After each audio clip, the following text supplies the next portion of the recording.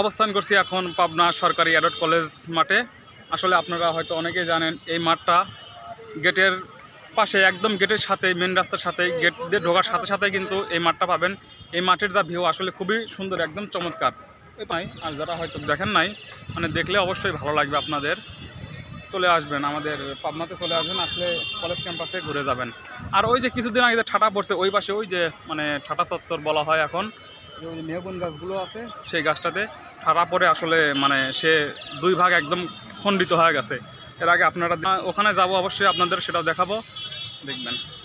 এই সেই মেহগুন গাছ যে কিছুদিন আগে বজ্রপাতে আস্ত একটা আমান গাছ মানে দুই খণ্ড হয়ে গেছে। আপনারা সোশ্যাল মিডিয়ায় দেখতে পাচ্ছেন যে কিছুদিন আগে এইটা নিয়ে সারা রাত দেশে তোলপাড় ছিল যে এরকম ঘটনা দেশে আর কোথাও ঘটে নাই, হয়তো এর আগেও আমরাও দেখতে পাই নাই যে এরকম একটা ঘটনা। আসলে প্রকৃতির কাছে আমরা কতটা অসহায় একটাবার চিন্তা করে দেখেন যে এমন কাণ্ডটাও হয়ে গেছে। আমান একটা কত মোটা শক্তিশালী গাছও কিন্তু দুই খণ্ডিত হয়ে গেছে। যাই হোক, কলেজ ক্যাম্পাসে যা দেখি এখানে তো খাল বাকলা অনেকেই উঠাই নিচ্ছে, আসলে দেখে তো ভালোই লাগলো। প্রিয় ক্যাম্পাসটা অনেক দিনই যাওয়া ছিল না। যাই হোক, আজকে গেছিলাম, যা দেখি আসলে যা এখন ভিউ আসলে একদম চমৎকার। কৃষ্ণচূড়া চারিদিকে কিন্তু মানে এত সুন্দর ফুটিয়ে আছে যা দেখার মতন ছিল। আশেপাশেও অনেক পরিবেশটা অনেক সুন্দর, কারণ আবহাওয়াটা অনুকূলে ছিল, বৃষ্টি হচ্ছিল, ঠান্ডা বৃষ্টিতে খুব সুন্দর মনোরম পরিবেশে।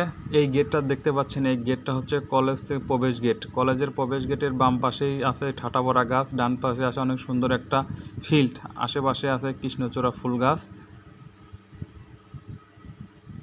এটা বাইরের গেটের লোগো।